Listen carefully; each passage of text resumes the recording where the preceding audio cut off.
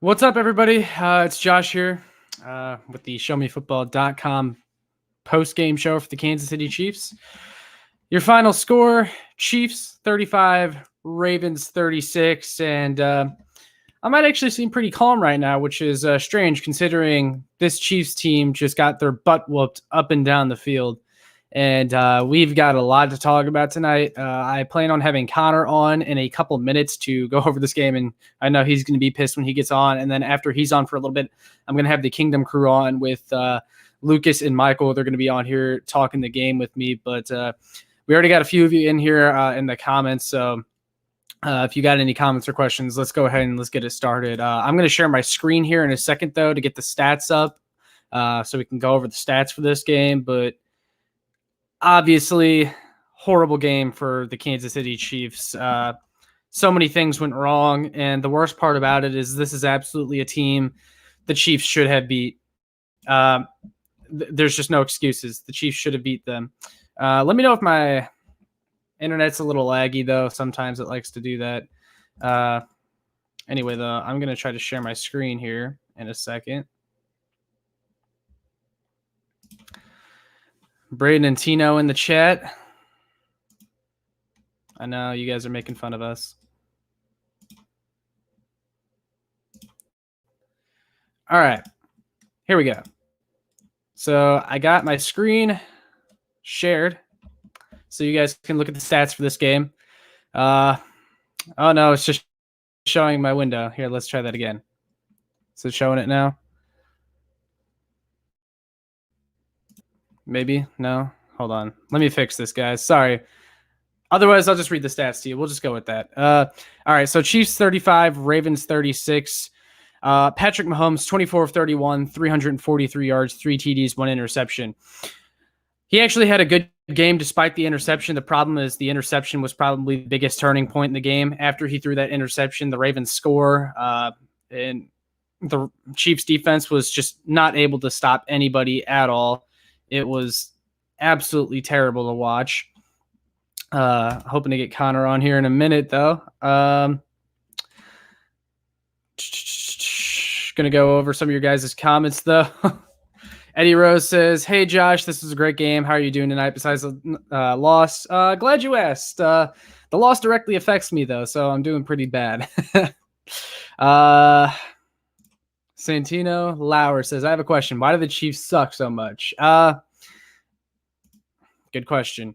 George Glonick says, "Terrible loss." I agree. There's really no excuses.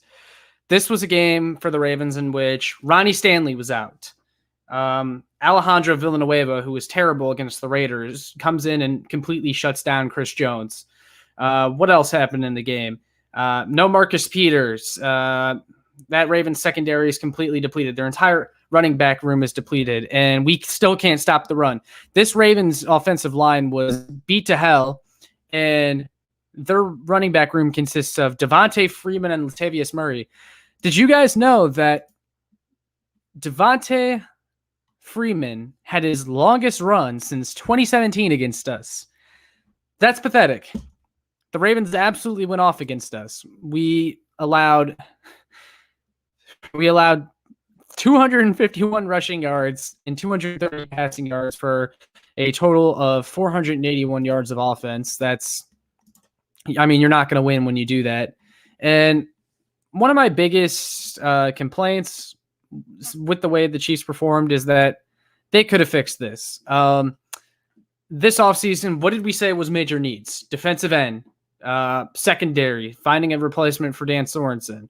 And both those things were major issues tonight. By the way, where was Juan Thornhill? And we're going to talk about this more when Connor gets in here, assuming he does. And we're going to talk about it with Michael Darcy and Lucas Murphy tonight when I can get them on. But, just pathetic.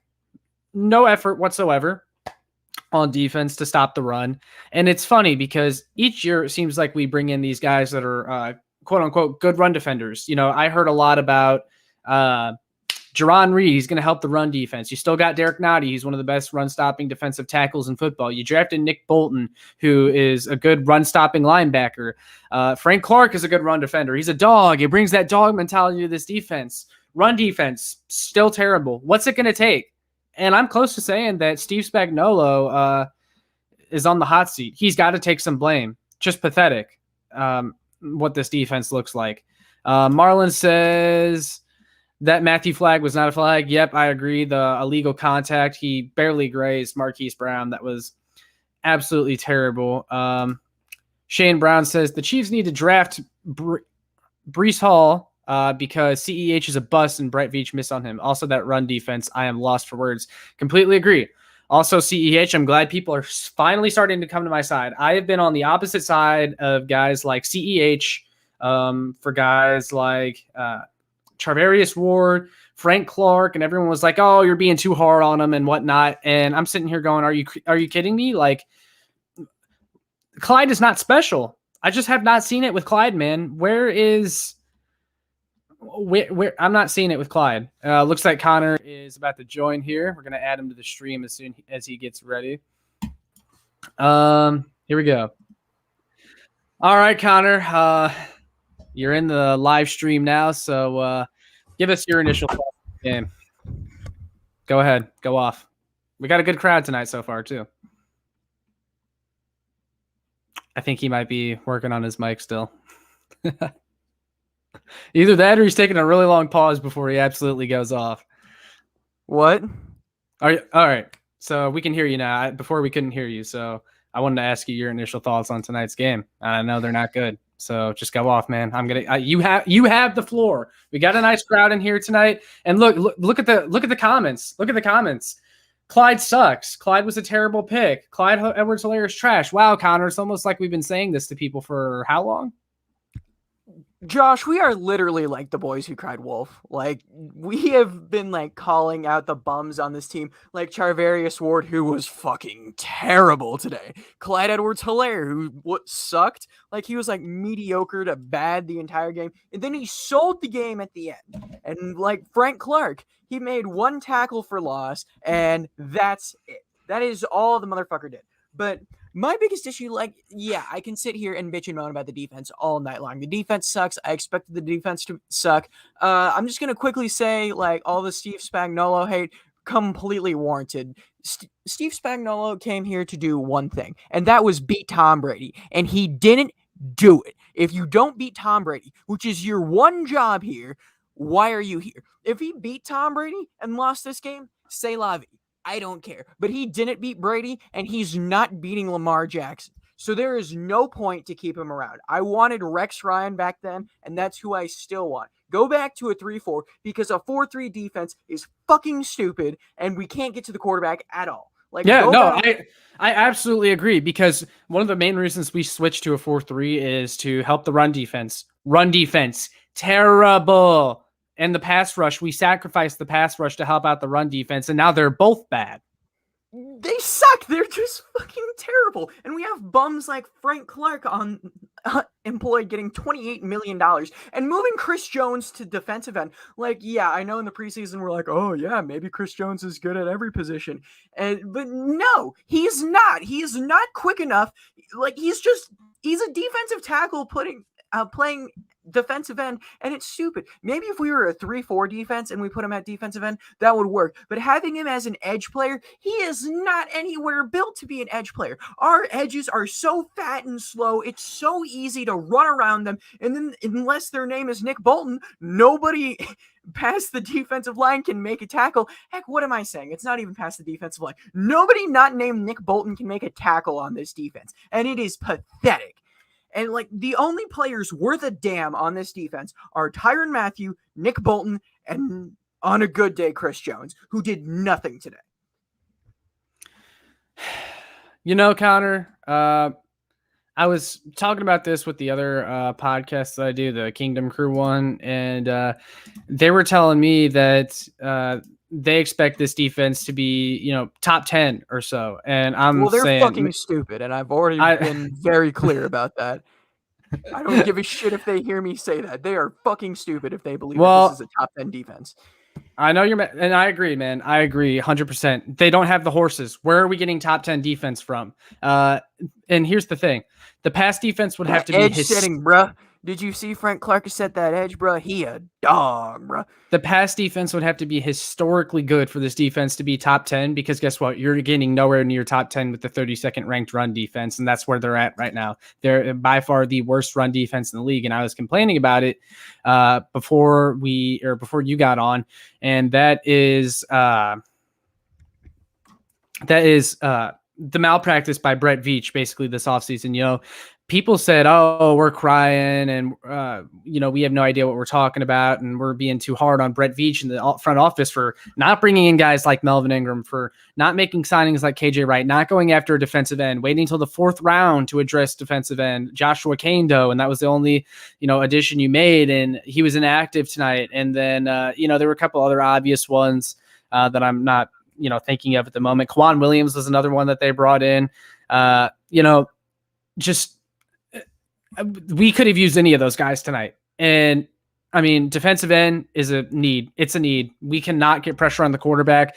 Chris Jones on the end experiment. Look, Chris Jones, he's talented enough to play edge. He can move well enough to play edge, but he's best on the inside. And now you just sacrifice your best interior rusher to put someone out on the edge who, a lot of people said that you can maximize his run defense by putting him out on the end. And Chris Jones was not good in run defense tonight. And neither was Frank Clark. Also Mike Dana, I am stunned at that revelation that Frank Clark didn't do anything. I've never even heard that idea before. Yeah, and I mean, the Chiefs coaching staff, they praised Mike Dana this offseason. Mike Dana looks completely lost at times. Got totally faked out by Lamar Jackson on the go-ahead TD by the Baltimore Ravens. I mean, just pathetic. It really is. I mean, they had opportunities to bring in guys to help this team, and they didn't. And everyone talked about how, this Chiefs team, they built more depth than they've had in years past. Where's the depth? Guys, this defense is horrible. Dan Sorensen is another one. Me and you both like Dirty Dan. I think he catches more flack than deserves sometimes, but he's cooked, dude. He's cooked. Usually, yeah, he'll blow some coverages and he'll look bad at times, but then he comes up clutch. He's just straight up bad. He was noticeably missing tackle after tackle. Yes, he had his couple that he'll always get. But man, he looks cooked. You had an opportunity to upgrade the third safety spot this offseason.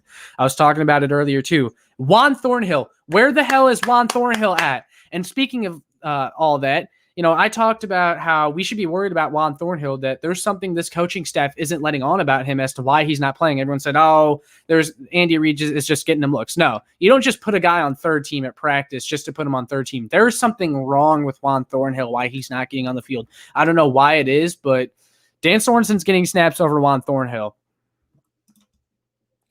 That doesn't make any sense at all, considering is it just he's sucking in practice? Because I really don't give a shit if he's sucking in practice, because anytime he's been on the field, he's looked fine to me. We really can't even get that much worse, so what's the point? Also, give Tyrann Mathieu a blank contract or a blank check and sign this man. I don't care if it's more than Jamal Adams. I don't care what the price is. We cannot survive without the Honey Badger, and we do not have a choice. So if this man if Tyrann Mathieu plays for any team other than the Kansas City Chiefs at any point, Brett Veach deserves to be fired for that alone. Philip Johnson points out in the comments, the Raiders are currently leading the division. That's the first time in 5 years that the Chiefs haven't been the leaders in the division. They started out 4-0 the past, I want to say 4 or 5 years in a row. And obviously that streak was broken this year. And we take on the Chargers next week, who are better than the Ravens, in my opinion. I know they lost to the Cowboys today. It was a tough loss for them, but here's the thing. I think you're being a bit generous. We made the Ravens look a lot better than they really are. This is a team that was absolutely decimated by injuries. Again, Alejandro Villanueva did terrible against the Raiders. Max Crosby and that pass rush ate him up, and we did nothing against him tonight. They didn't have Ronnie Stanley tonight. They had, what's his name, Patrick McCarry starting tonight. Never heard of that guy. He could be a good player. I don't know. Never heard of him, though, and he completely neutralizes our pass rush. The Chargers, they're they're going to run for 300 yards on us. And by the way, Weston Grimes in the comments, he said, how's it feel that the Chiefs have made 2 Super Bowls, or the Super Bowl 2 years in a row? Shut up. Here's the thing, Weston. You can't keep going off the past. This is now. The Chiefs aren't good. They are not good to this point.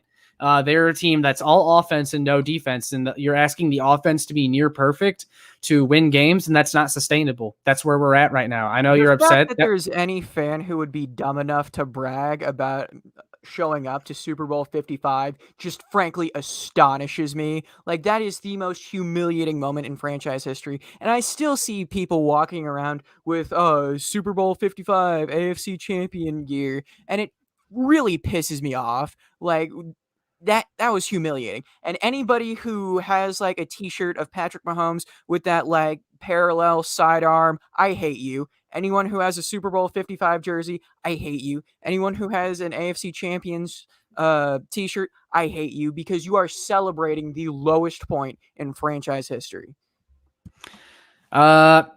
Caesar says this team is a joke. Defense is pathetic, and the offense playing like a 3-year-old kids when they can win the game in the second half. Yep, totally agree. Slim is chilling. Also, I mean, brings it up again.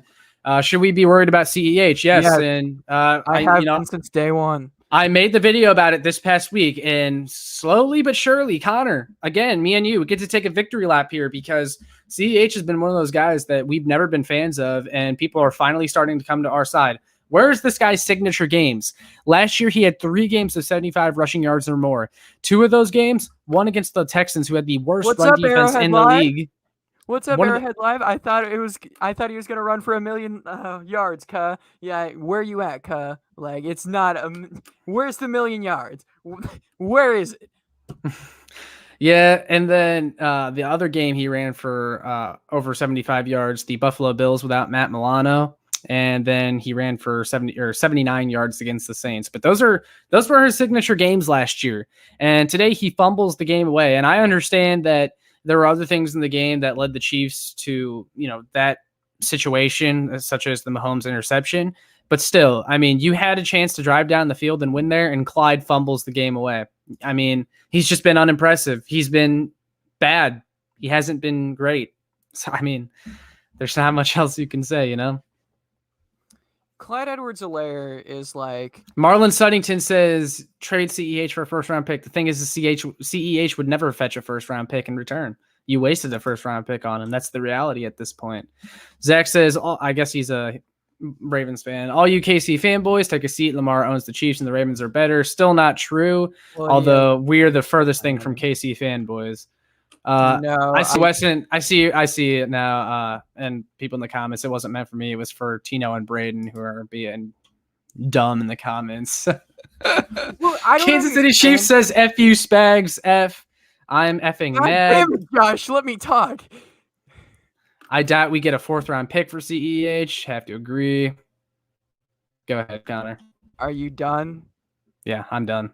Yeah, it's kind of stupid for Tino and Braden to be doing what they are, considering the fact that we are going to be way harsher on this team than they ever could. Nothing they say we are going to disagree with. And it's just like funny, like, to be referred to as KC fanboys, when I think there's a pretty good chance that we hate the Chiefs more than any other fan base, because all they do is exist to piss us off, and just games like this, like, and like, obviously competing for championships is like the goal, and it's fun, and like winning the Super Bowl was cool and everything, but like, we have gotten so good to the point where regular season wins aren't fun, and these losses are so infuriating, because like, truthfully, there should not be any team that beats us without us doing a bunch of stupid shit. If we play to our potential, there is not a single team in this league that can beat us. And so every time we lose, it's because of stupid shit we do to ourselves. And it's so ungodly frustrating. Like, if we played the Ravens today and the Ravens were just a better team, so be it. But we all know that's not what happened. Yeah, I agree. Eddie Rose says Clyde is overrated. Yeah, I mean, Dude, I there's can go not on really and on about any how many arguing that. overrated bums there are on this football team.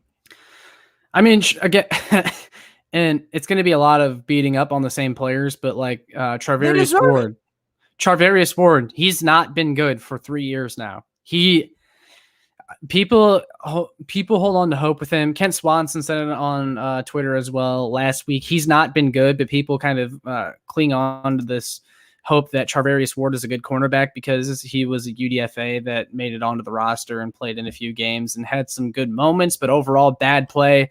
Charvarius Ward just continues to get burnt all the time. Fuck. I'm so tired of this dude. Like, Charvarius Ward, Clyde Edwards-Helaire, Frank Clark.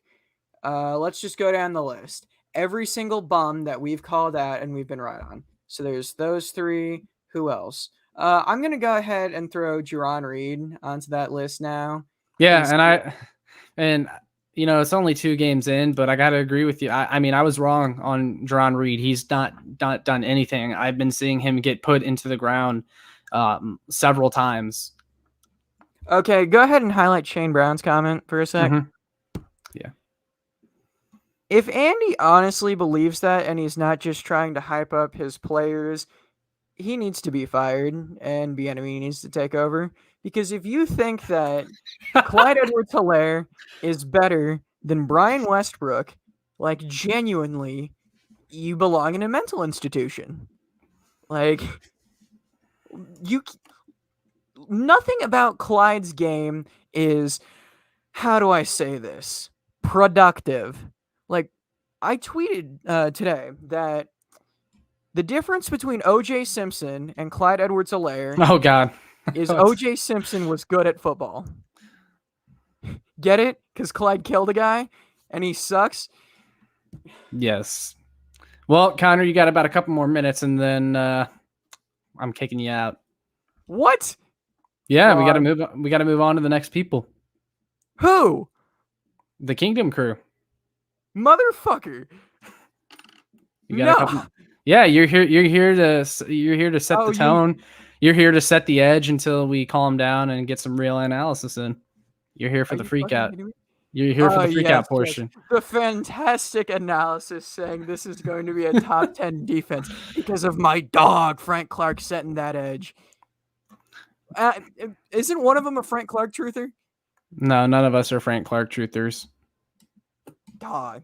Like, let me guess. One of them is going to defend Clyde. I guarantee you one of them is going to defend Clyde. Probably. I guarantee it. Like, he had a couple, like, push runs for, like, 9 yards. Whoop-de-doo, whatever. I should hope with an improved offensive line he could get a couple of that. But he didn't break anything off, and he's never going to break anything off. There's a reason they don't trust him around the red zone. Marlon, I respect you, brother. But, like, hey, Marlon. I just say what every other Chiefs fan thinks and doesn't have the balls to say, okay? Like, I forgot to mention this. 20-0.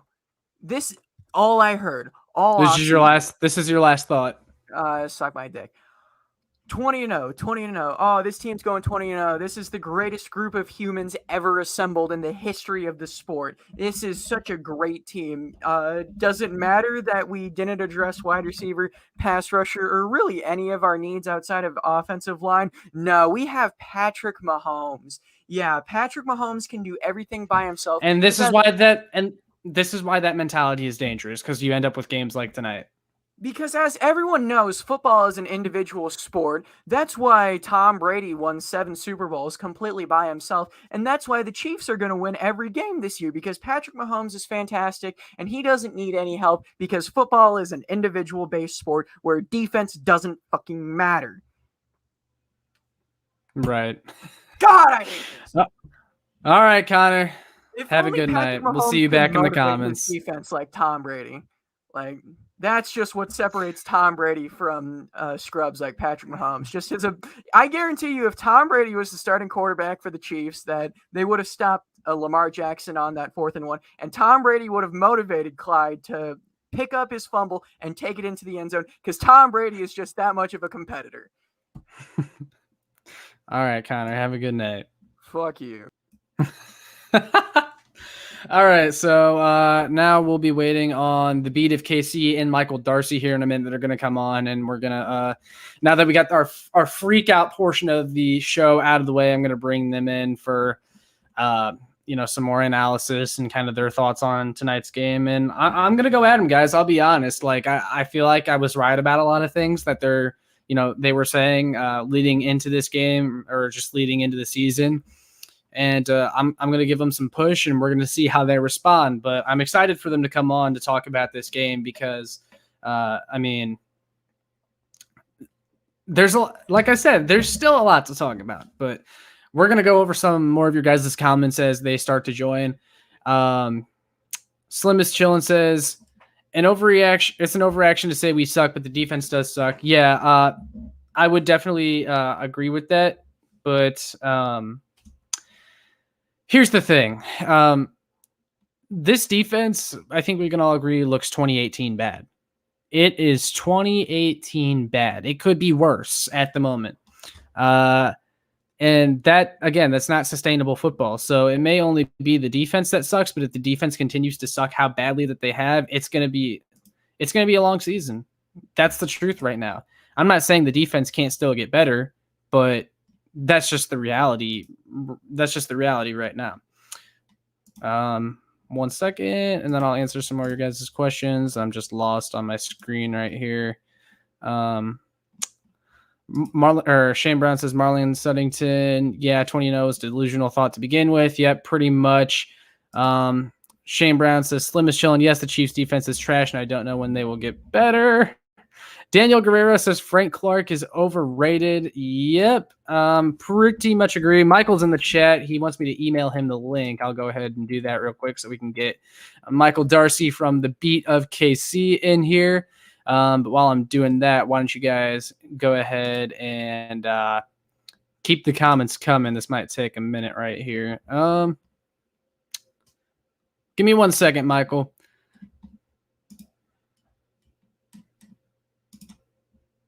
It's not letting me sign into my email right now.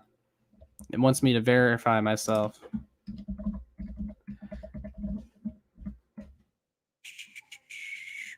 Okay, here we go. Sorry, Michael. I know you can't copy the link. We're also waiting on the Beat of KC to get in here. But yeah, Frank Clark was not great tonight. He was still coming off that hamstring injury, but that's another issue with Clark is that he never seems to be healthy, unfortunately. So, yeah, Clark's been a massive disappointment. There's not really any way around that. I'm going to go ahead and send Michael this link right here. Sorry, guys, my computer's being a little slow. Marlon Suttington says, Willie Gay said, don't judge Clyde. I said it. You have to, Josh should have his Twitter bio as Clyde sucks. Man, Marlon, you're really going off on Clyde tonight after saying I would have to call him elite if he ran for 1,000 yards. Oh, how the tables have turned. Sorry, Michael, I'm trying to email you the link real quick, but my computer is being really slow, but I'll get it to you here in a second. All right, Michael, I sent it. Let me know if you have any more problems. Shane says Frank Clark is absolutely done and washed. Nick Bolton made a couple plays, but that run defense has been a liability since the 90s. The run defense hasn't been top 5 since Marty Schottenheimer. Yeah, man. What's it going to take to fix it is my question. We keep bringing in guys that are quote unquote good run defenders, and it's just not being fixed. It's really frustrating. It's so soft. And Nick Bolton, another guy, yeah, he made a couple of good plays, but he's got a lot of discipline ahead of him because while he is a very sound tackler, I think he's still learning the game, the NFL speed a little bit. He's not quite there yet. Aaron Bowie says atrocious. Yep, have to agree. Braden Roadcap says, I hope Clyde pans out. Does not show a second burst out of cuts, though. Have yet to see a 40-plus yard TD run. I agree. I've been saying this since day one. He doesn't have the breakaway speed that you want in your number one running back for an offense that, likes to run with a lot of speed. There was one play in particular where Clyde Edwards-Helaire got a sweep, and he was too slow to get into the space and really make a big gain. He was tackled after like 2 yards, and I'm saying, man, we need to run Jerick McKinnon on those sweeps because he would have been a much better option. We now got Michael Darcy in the show now. He was finally able to join. Yes. Michael, it's been a long night, hasn't it? Oh, and look, we got the beat of KC joining in at the same time. I was going to say, I fellas. Came up tonight, but this one's going to be interesting. It's going to be really, really interesting to talk about. That was quite the game, wasn't it? Honestly, I said this in my recap that I'm trying to upload as we speak. I thought it was a great game. We didn't win it, but it was a really good game. Like, just from a football perspective, like, it was entertaining, but it was brutal. It was rough. I mean, I was not to like take a victory lap, because trust me, I'm not happy to talk about this, but I was waiting for you guys to come on because there's no way this defense is going to be top 10 this year. That's out the window. Nope. That ain't happening. Top 15 would be miraculous at this point. I think we're shooting like trying to get top 25. Like at this point, I feel like that's where we have to aim our expectations. Because like I said it, like honestly, we could talk about Clyde all we want and everything like that, but this front four got no pressure. Yeah. You're better off throwing me out there. Like, they didn't do anything. Against Alejandro Villanueva, who was horrible last week. 87-year-old grandma's knees. Like, there's no way that he should be doing this. Horrible last week, and no Ronnie Stanley for this game. And that's the part that really gets me the most. This should have been a blowout win. This Ravens team is absolutely decimated. You're going up against, this should have been a blowout win, and you lose. And yeah, it's mostly on the defense. Patrick Mahomes had a horrible interception in this game that really had a lot to do with the momentum. But this is mostly on the defense. Right now, they're 2018 bad. And the thing is, if they want to get to top 10, top 15 range, the pass defense better be historically good, because you're not going to get a top 10 defense when your rushing defense is 32. When you're ranked 32nd in rush defense, it's a hard path to be a top 10 defense. Mm-hmm.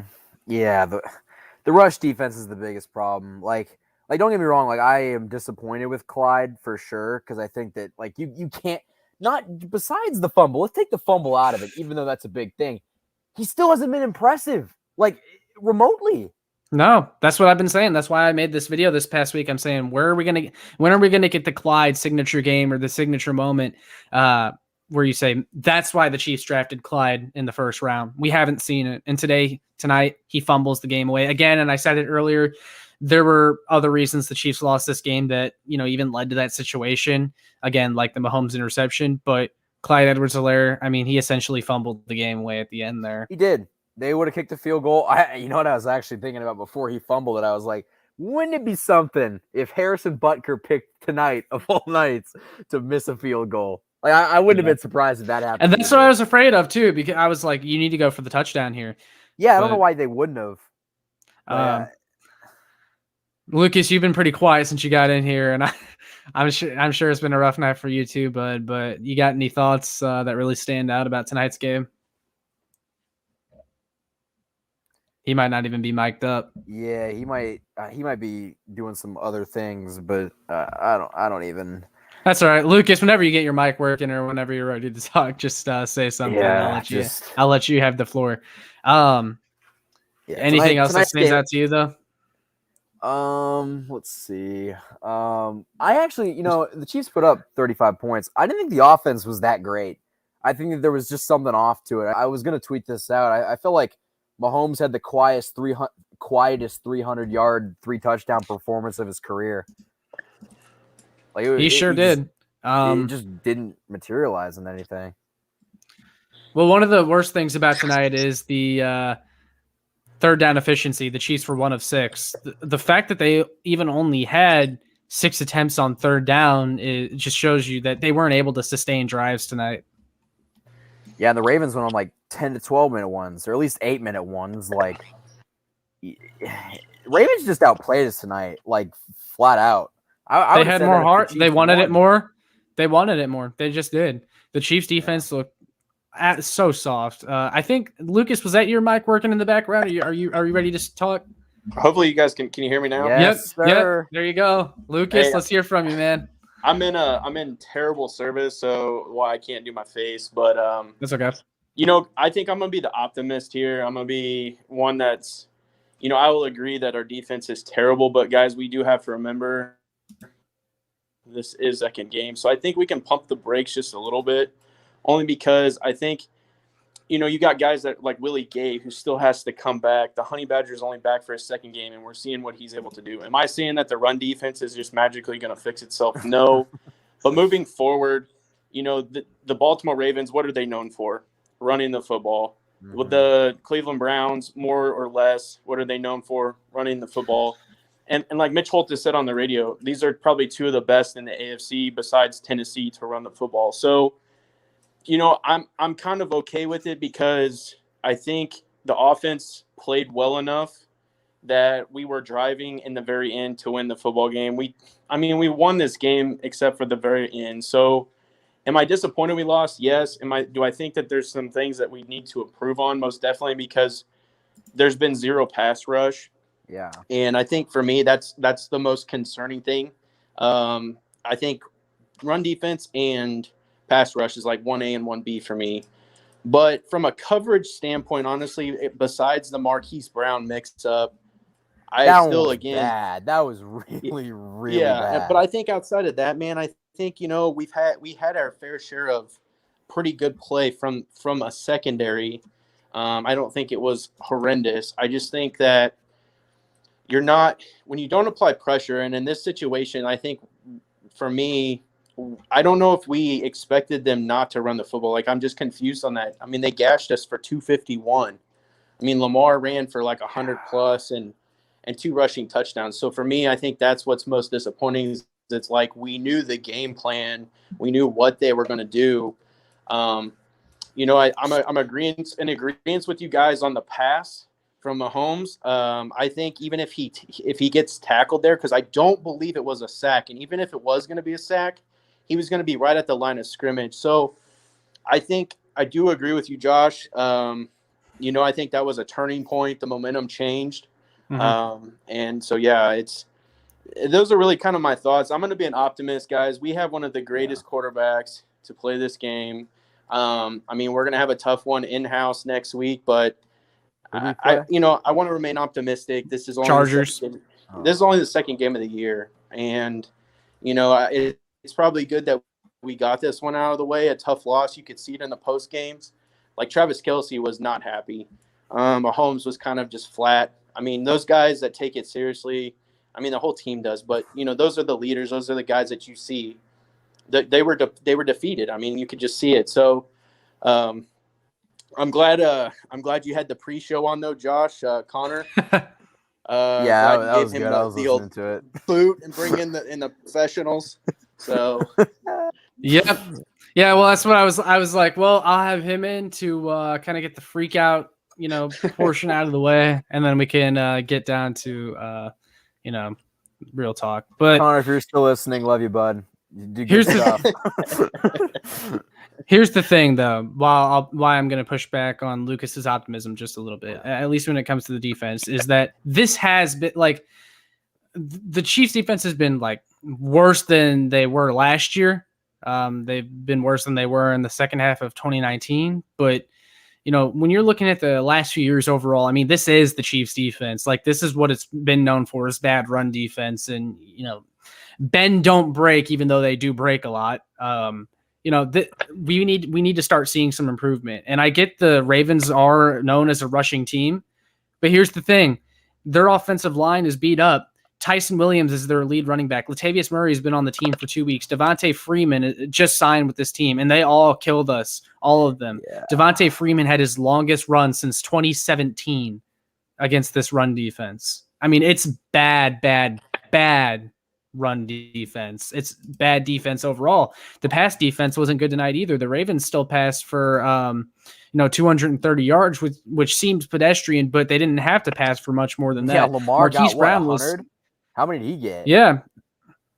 You know, Lamar had 100 rushing yards himself. But I think that kind of, to me, that's not something that we should highlight, because I think, like, for what it's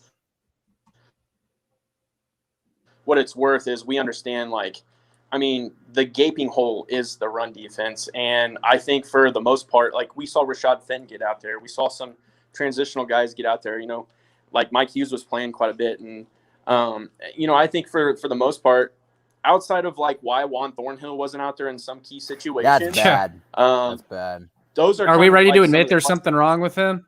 I don't think it's something wrong with him. I think it's got to be something the Chiefs just don't. But if he's but here's the thing: if there's not something wrong with him, why is Dan Sorensen looked cooked tonight? Why is he not getting snaps over Dan Sorensen? There has to be something going on. Because they like Dan Sorensen. That is true. There is an ego. I will agree with you, Lucas, and I don't know if that's exactly what you're implying, but there is an ego with this coaching staff as to why. That's the reason as to why Dan Sorensen does get so many snaps. But other than that, there's no reason Thornhill shouldn't be out there. And let me bring up this point really quick. Or go ahead. No, that's what I was going to say. I mean, that's the only thing I can think of, because towards the end, I mean, you're looking for, like, Dan Sorensen makes 2 out of the 10 tackles he's supposed to make. I mean, we saw that one where he blitzed up the middle and made that pretty good play in the backfield. But how many times tonight did we see him miss tackles? And it's like he's, like, noticeably known to miss tackles, and it's just blatantly obvious. I think for me, that's the one that I criticize the most is Dan Sorensen, because we do lean on him so much, yet he makes a lot of, like, very eye-popping mistakes. And I think that he does have a major role in this defense, and I don't understand why. And let me say this really quickly. I think the Chiefs front office has got to admit that their pride caught up to them. They could have got a defensive end. They could have gotten additional secondary help. And Melvin Ingram sounds fantastic right now. I will say it again. But the thing is, I go ahead. I'll let you finish. But I was just going to say, like, the pass rush is my biggest concern, because that – like, you could get by with a secondary that, I guess the secondary is not terrible. The run defense is really bad. But the front four can't stop the run. The front 4 can't get pressure. They're just kind of there. They just kind of exist. I think that's my thing. And, like, seeing like Melvin Ingram today, like, I get what you're saying. But in, like, tonight's game, for example, I don't see a Melvin Ingram really, like, helping in this scenario, just because – like, every opportunity, like, Lamar would just snap off, like, 5, 6, 7 yards. Oh my god! Anytime he's put under pressure, and I think that, to me, dude, this defense couldn't pick that up. If Jackson's gonna run the option play, he's gonna take it. What part of that is so confusing? Yeah, I mean, I agree with you 100%. I saw your tweet on that, and I mean, that's, to me, that's blatantly obvious. Yeah, there was a play. I think it was the Ravens go-ahead touchdown, and I mentioned it earlier too. Mike Dana was in the backfield to make a tackle, but he couldn't find out who had the ball, and it was Lamar. And, if I'm Mike Dana in that situation, if he tackles Lamar, even if he doesn't have the ball, I'm not going to blame him. But he should have assumed that Lamar had the ball, because Lamar did have the ball, and then he ended up running to the right for a touchdown. But Mike Dana was there. He was the only one there that had a chance to make a tackle, and he whiffed. Mm-hmm. And that's because Mike Dana's not it. But go ahead. Sorry. No, I just said Mike Dana's not a guy that should have to play. Yeah, there's just that's the thing, Michael, and I'll agree with you. They were too high on their own guys. There were chances to bring in guys that can contribute, and they're like, we were really high on Mike Dana and Joshua Kanda. We really like what we've seen out of him. No, you needed to bring in someone, and it was clear and obvious tonight. Their answer at the edge position was to move their best interior rusher to the edge, and I was optimistic for Chris Jones's run defense potential on the edge. Chris Jones got washed out tonight in the run game. Mm-hmm. I would agree with that.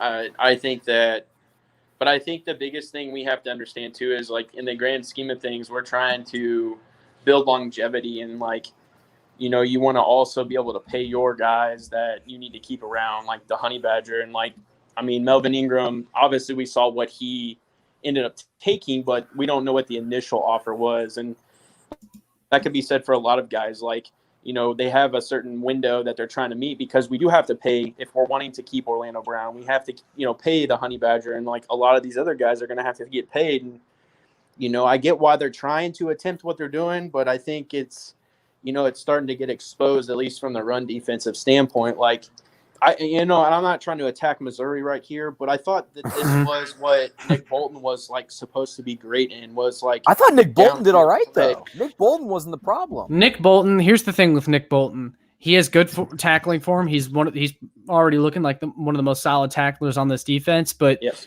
the game still needs to slow down for him a little bit, and he needs to, like, there's these plays where I'm like, Nick, you know, there were plays at Missouri, man, he would just lay people out and he would annihilate them. And it seems like he's hesitant to do that so far. Like he's playing a lot more timid than I remember him being at Missouri. And that's probably just him being a rookie, but you know, we need more. Well, and that's kind of, and I'm not like bashing Nick, and I'm not saying any of this is necessarily all his fault, but you know, that was a big reason why I feel like we drafted him, was to be able to play downhill and attack the run, and then eventually learn to play in space and things like that. But man, you know, like, even I think for me, what's frustrating is like Hitchens, who's a very seasoned veteran, is just getting mauled and like destroyed. And like, you know, I think it's unfortunate that it feels like we're gonna have to continuously keep addressing the linebacker position. Yeah. Because like, even when Willie Gay comes back, like, I expect him to do well, but he's not going to make that big of a difference. Like, like, this is there's no sport, and you know, one guy isn't just going to fix all the issues. And like, you know, I think for me it's, and again, I'm an optimist. I'm an optimist with the Royals. I'm an optimist with the Chiefs. Like, I'm by no means think that this is the end of anything, but I think like you start building on this, and like, you definitely like, you know, we talked about this before on the pregame. Like, I think this could have implications. Like, this game tonight, I think, was an important W, because now, like I said, the Raiders beat the Ravens. The Ravens beat us. If it comes down to it at some point, like, this could affect like getting a 1 seed. And I think like we might look back on this game and realize like, man, we definitely should have got this one. Yeah. I mean, we should start seeing progress by now, but to me, this defense has gone backwards. And again, it goes back to I thought they should have made more moves than they did this offseason, and they just need more guys. And Lucas, you were talking about it. You know, they drafted Nick Bolton because he's this downhill guy that can help with the run defense and everything. And I was also complaining about that earlier. It's, you know, all the time they bring in these guys that are good run defenders, quote unquote. Jiron Reed was supposed to help beef up the run defense. Nick Bolton, linebacker that you invested highly in, he's supposed to help the run defense. Frank Clark, all-world run defender, right? And the run defense continuously is league worst. Yeah. It's how much more investment do they have to make? And this is where I'm going to start questioning Steve Spagnuolo. What the heck is going on? Like, is he putting too much on these guys that they don't even have the defense down? Because it seems like there's zero gap discipline with the linebackers either. Let me just say there's a reason that Spags was out of the league for a while. I'm just going to say that. See, and I don't necessarily think for me, it's not necessarily Spags, because I think he does enough. For me, it's providing enough personnel and good personnel for then in return for his defense to work. Like, if you go back and look, when his Giants defenses were solid, he had the personnel, and like, he was able to apply pressure with only pushing 4 guys. I mean, he had Justin Tuck and Michael Strahan, and like, he had some guys. Like, he has Chris Jones, but outside of that, who does he have that can apply pressure? And so I think for me, and this goes back to, you know, paying certain guys. Like, you know, you can only do so much, and like, I think he's trying. It's just like the front office, it needs to provide the right players. And like, this can go back to even our drafts, man. Like, you know, you draft Kalen Saunders in the 3rd round. Is he truly like working out to be a 3rd round that's pick? A bad pick. I don't personally. Yeah, and like, it continuously is exposed. Like, this week it led up a lot. Mecole Hardman's coming out and saying what he's saying. Like, look at all the receivers that went below him that are doing just tremendous things. And to me, I think I'm more of a critical person of our GM because I think he's missed on so many draft picks and hasn't solidified that with free agency. And so I think that's where I'm going to be critical of him and less critical on Spags. Problem is though, like That's true too. Veach has hit on more draft picks than anyone has. That's the thing though. He's missed, but he's hit more than he's missed. It depends on what your opinions are on some picks. Like in my opinion, he missed on Clyde. That's a pick that I would like to have back. It just depends on your opinion about certain players. Yeah. But Lucas nailed it too. It's not even just that he missed on draft picks, but it's that he didn't supplement it by bringing in the necessary players in free agency. One of them tonight, Dan Sorensen, he just looks so rough, man. And he to me, he's declining, and it's like we're watching it. It's going on right in front of our eyes that his play is declining.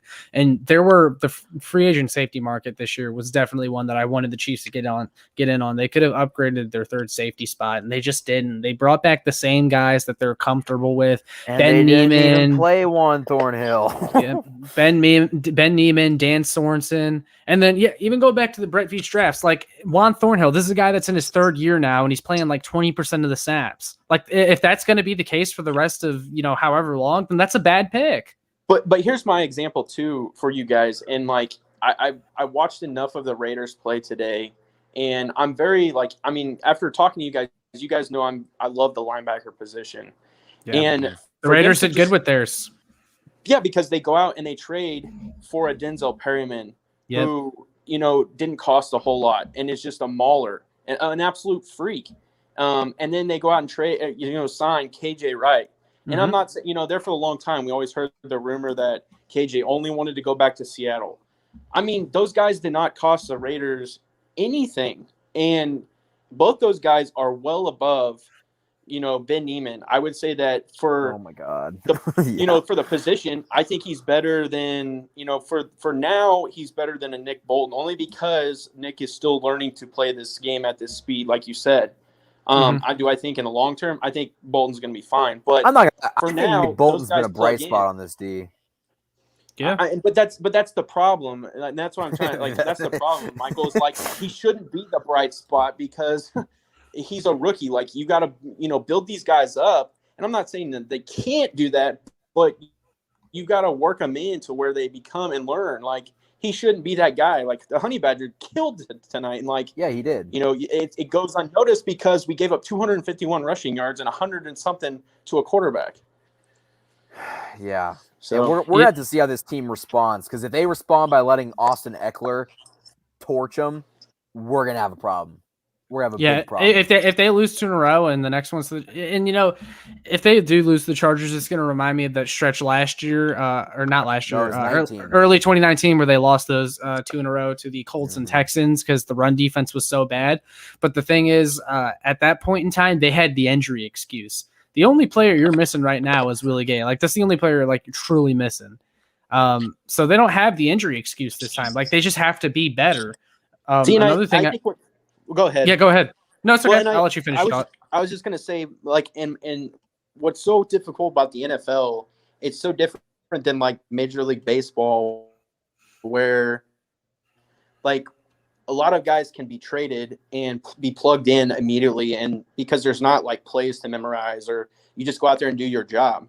With the NFL, you got to come in and you got to learn, and there's just so much value into making a trade that I don't know how they can really fix it just 2 weeks in without just trying to actually fix it by watching game film and stuff like that.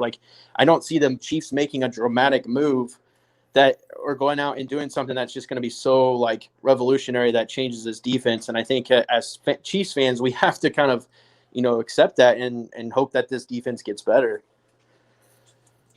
Yeah. I mean, I don't even know, because it's just they're struggling. They're just missing tackles too. It's just all across the board, and that's not encouraging. But I think it is really early. But go ahead, Another sorry. thing that has to be pointed out is, and I don't know where you guys stand on this, but I've seen a lot of people say, run defense doesn't matter for a team like the Chiefs. They can give up how many yards on the ground. It's not going to matter. You have to throw to beat them. Oh, it But does.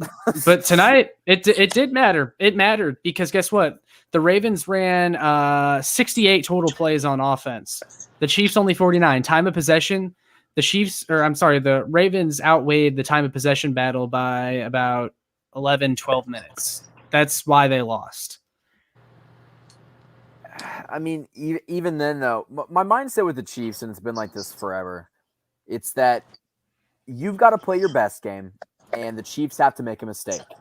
And the Chiefs made a mistake. They made a few mistakes tonight. The first one would be letting the Ravens rush for 251. That's the first mistake.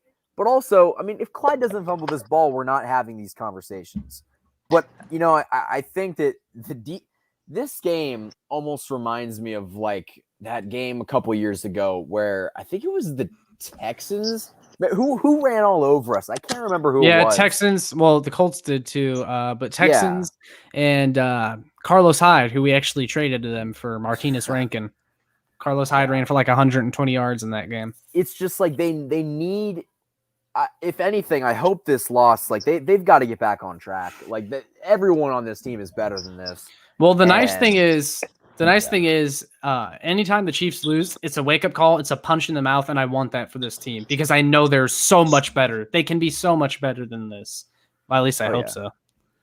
I think for me, they will. I think my final thing is like this game really. I feel we didn't get beat. I feel like we beat ourselves. Mm-hmm. And I think that's something that we can take positively. It would be one thing if we just got annihilated. But, I mean, we had 2 major turnovers, and we really – I don't feel like the game plan worked on defense. So I would say we beat ourselves in that aspect, and that's why I think I'm okay with getting, like, punched in the face in this case just because – we can rebound, and it was early on. And, this is something that we can progressively get better on where, like, if this was, like, week 8, week 9, like, I would be, like, ringing the bells and just alarming it, like, out of just craziness because, like, in order to go into the play, like, I'm going to be honest, like, the Buffalo Bills have been running the football. Devin Singletary and Zach Moss ran the football very well today. We're going to be seeing them. We know Aaron Jones and the Green Bay Packers can run the football. We know that Tennessee, clearly, I mean, look what Derrick Henry did today. I mean, holy smokes, 3 rushing touchdowns, 200-something yards.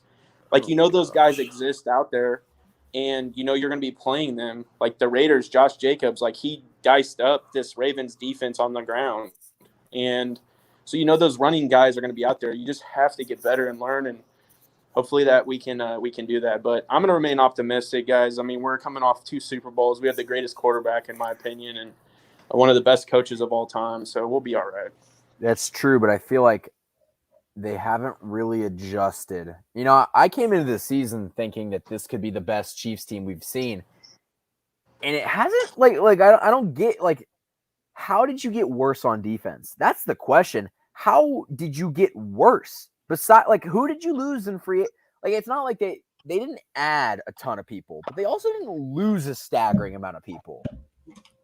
Well, that's the thing is their defense was a problem last year too. I mean, it wasn't as like much of an eyesore as it was now, but one of the biggest problems last year was pass rush. Where's it at? They ranked like 20th in the entire league in sacks, and that continues to be a problem. Run defense has always been an issue for this team. They swapped out Bashaud Breeland for Mike Hughes in the secondary. They brought back Dan Sorensen, who again I think is declining right in front of our eyes. So, yeah, that's true. The defense, it's so frustrating because they should be better by now. It's just how many years of investment is it going to take until we start seeing results? I don't know. And honestly, like, I feel like you kind of have to go linebacker like every single year. Like, yeah.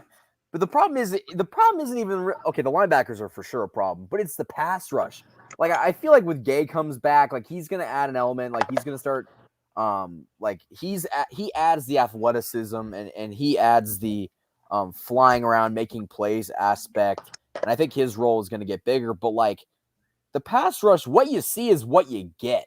Like let's be real. Frank Clark's not doing anything this year. You could put me out there. I'd have the same result as Frank Clark. And maybe he's still recovering from the whole hamstring thing, but again, even if it's the case, it's just, yeah, exactly. I mean, there's always something with Frank Clark. And I'm not even like the biggest Frank Clark. Like, I want to like Frank Clark. I desperately want to like Frank Clark.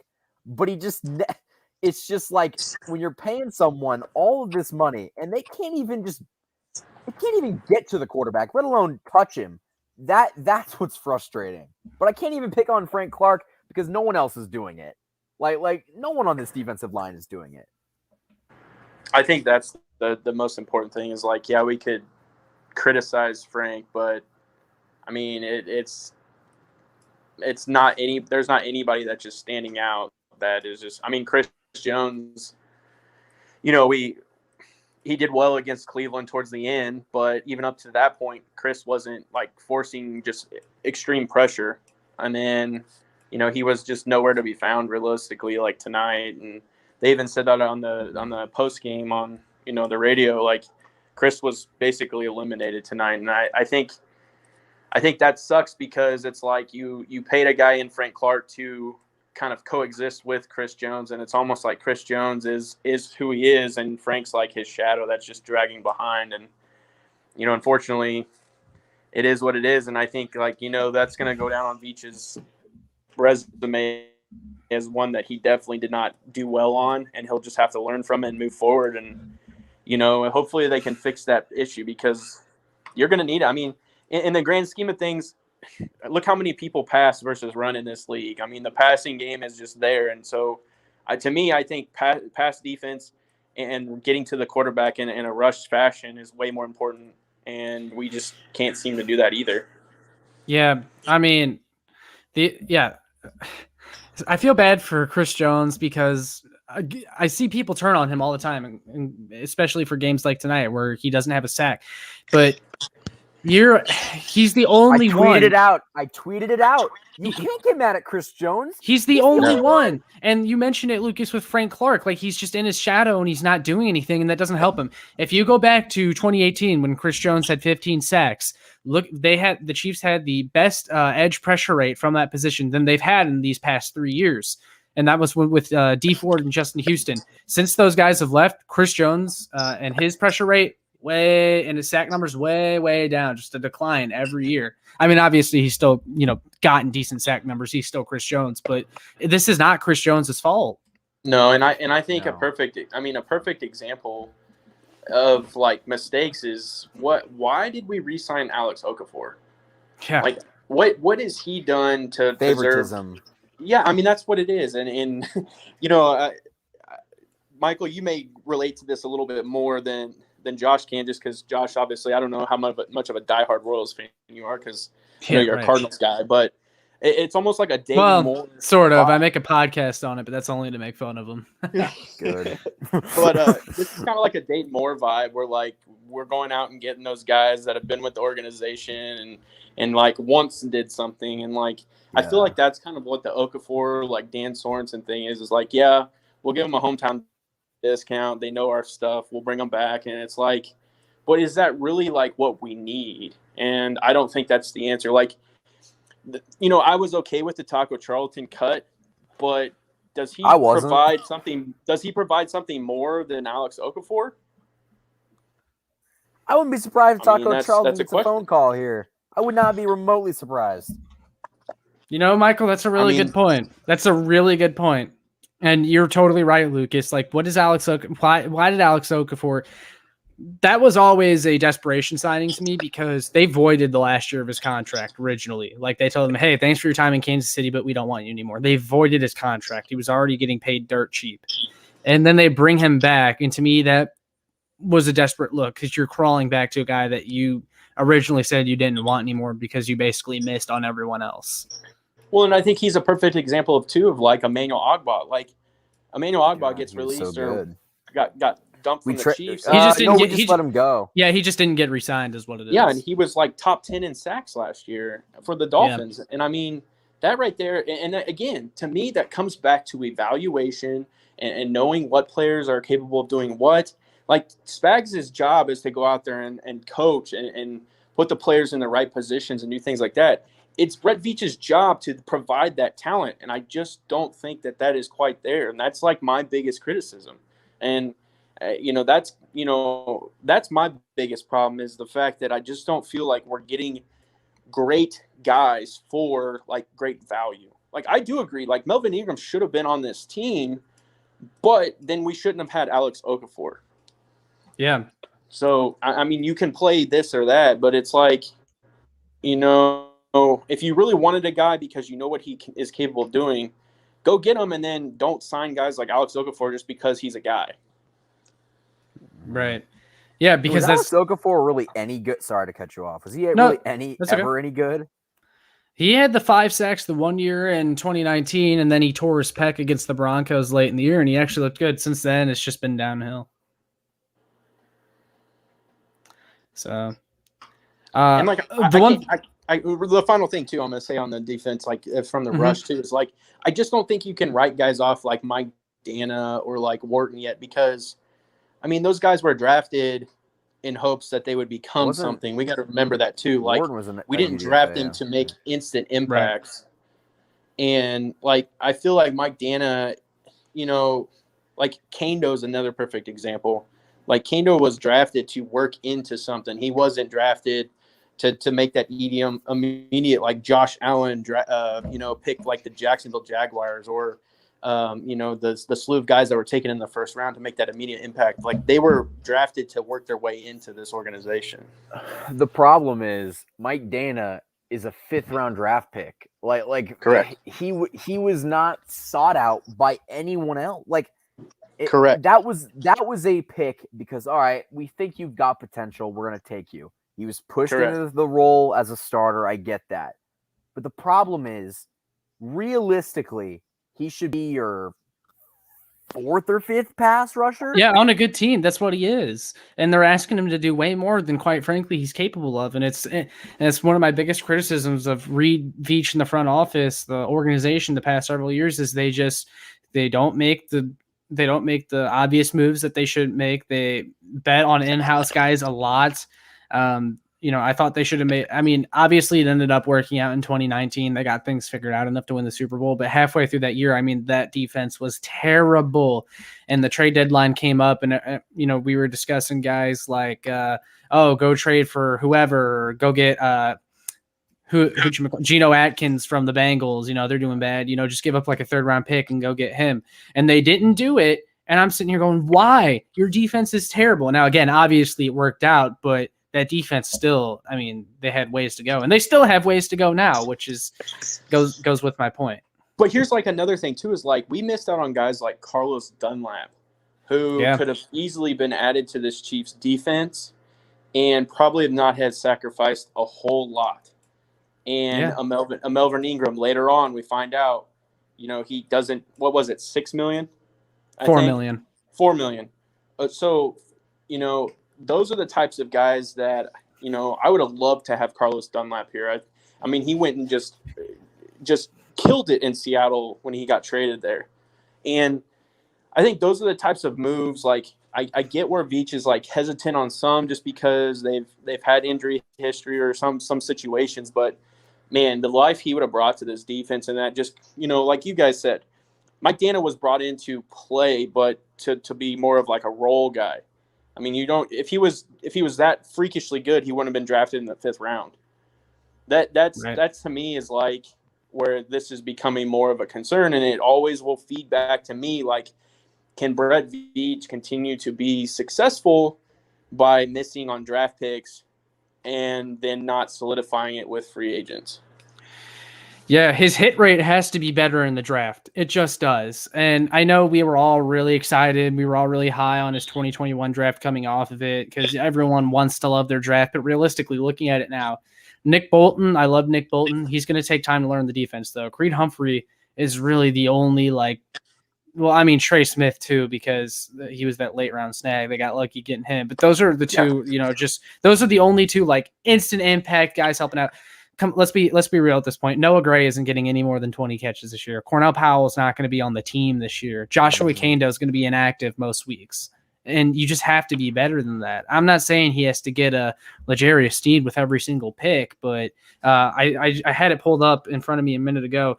His top 4 picks since he's been here: Breland Speaks, McCole Hardman, Juan Thornhill. Clyde Edwards-Helaire, Juan Thornhill. Well, that was the McCole Hardman draft, so McCole Hardman was his top pick. And then he also traded the first-round pick for Frank Clark. And then obviously Nick Bolton was his top pick this year. So well, and then the guy that tackled, well, because we traded our first this year too, and the guy that actually forced the fumble was the guy that they used the draft pick on that we traded for Orlando Brown. Yeah. I mean, here, and the thing I keep going Brown back hasn't to, even been that good either. I'm going to be honest. He's been all right, but he hasn't been. well, week 1, I mean, I'll give him a pass. I mean, you're going up against Myles Garrett, a completely new offensive scheme. That's asking a lot from a guy. But here's the thing that I keep going back to tonight. You went up a team that was missing Rashad Bateman, LJ Fort, Ronnie Stanley, their entire running back room, Marcus Peters. I mean, this was a team they should have beat into the ground. Mm-hmm. I mean,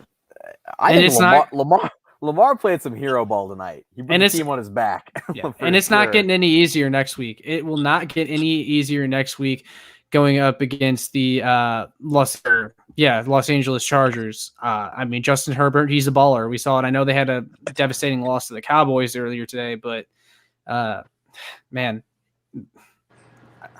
I don't know what he's going to do to this defense. So, Josh, I just looked at your Twitter. You said we're not contenders. Elaborate. Yeah, I mean, I will stand on that right now. I'm not saying they can't get better and they can't be contenders, but like if they play like that for the rest of the year, no, you're not winning the Super Bowl. There's no way. I mean, yeah. I think every team's going to get better though. Like it is. I mean, I guess we're going to have to wait and see. I guess, but I would bank on them getting better. I'm not saying it's going to be significantly better, but I think that they will get somewhat better. Yeah. Hey, real quick, guys. I'm gonna have to dip out. Yeah, that's fine. I was about to wrap it up, but I'm gonna end on this. As you guys seen that GIF where the UCLA player kind of walks by that guy, holds his chin up. Yep. Tells him to keep it up. That's this. Yeah, scenario. Moses Brown. So, yep. Keep your chin up. We got this, guys. It's week 2. We'll come back next week and we'll be at it again. So I appreciate you guys. Keep doing what you're doing and have a good night. You too. See you, Lucas. Michael, I'm just going to go back on one more thing and then we'll wrap it up. But, man, CEH, the timeline's absolutely ripping him on Twitter right now. And quite frankly, I can't blame them. And and I tweeted out, I was like, are you guys ready to come to my side on CEH yet? I'm just not seeing it, man. I'm just not. I'm not seeing it either. I'm reluctant to say it was a bad pick, but it just also wasn't a great pick. It was a safe pick, but the upside just ain't there. I mean, people were expecting this dude to be Brian Westbrook. I mean, he's not Brian Westbrook. He's not Brian Westbrook. And No. Andy Reid was the one who said that. Yeah, and that's the thing. Like, it's I kind of predicted Clyde to have like a really, really good year, and he still could have a really, really good year. But I hope tonight's fumble, even though it was detrimental to this game, I hope that tonight's fumble doesn't shell shock his confidence and he just doesn't have it ever again. Yeah, I mean, it's hard to justify the pick, especially when you consider the fact that Sammy Watkins was in a contract year and T. Higgins was on the board there. Or you could have drafted a lineman. Or, there's a lot of different directions you could have gone. I mean, did Clyde. you say Sammy Watkins was on a contract here? Yeah, going into that draft, Sammy Watkins was entering his contract year and T. Higgins was on the board. I mean, didn't they bring back Sammy though? No, I'm talking the Clyde draft. Going into that was Sammy Watkins entering his contract year. So they had to prepare for him leaving at some point, but they didn't address receiver in that draft. Yeah. Yeah, I mean, Cole didn't look terrible tonight, but there was even a play where it's just like, dude, catch the ball. Like, McCole, he didn't have like a eye-popping game when it comes to the stat sheet, but I can't be mad with what we got from McCole tonight. And as a result of Tyreek Hill drawing so much attention to it, got other guys involved. Byron Pringle also had a decent game. Travis Kelce had a great game. Off. Yep. Yeah. Too bad it was wasted, but that's all I got for tonight, Michael. I mean, it's just you gotta, like Lucas said, you just gotta pick yourself back up and keep going. Look on to the next one and look to bounce back against the Chargers. That's the best And you look, can hope for. In closing, I'm not jumping ship. I think the defense is going to get better. I think it's very early on in the season. If we've learned one thing from this Chiefs team over the Mahomes era, it's that after a bad game, they bounce back and they bounce back hard.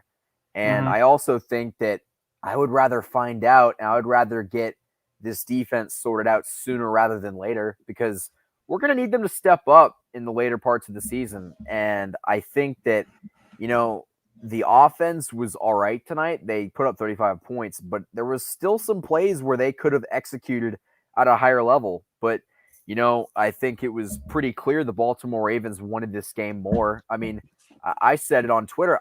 I was all for. I mean, obviously, I personally didn't want it, but I knew the Ravens were going to go for that. Why wouldn't they?